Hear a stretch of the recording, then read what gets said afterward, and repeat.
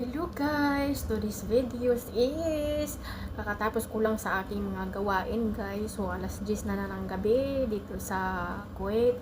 So guys, kumusta kayo? Ako pala si Glenn.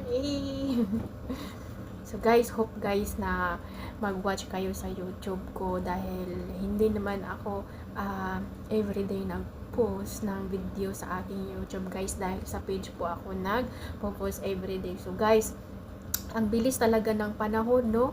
Ang bilis talaga ngayon. August 31 na. So, bukas, September. So, ilang araw na lang, guys. December na. Paskong Pasko na. So, isa akong OFW, guys. Dito sa bansang Kuwait. And then, wala pa ring ipon. Mahirap talaga, guys. So, bukas man ulit, guys, magawa ako ng video. Thank you!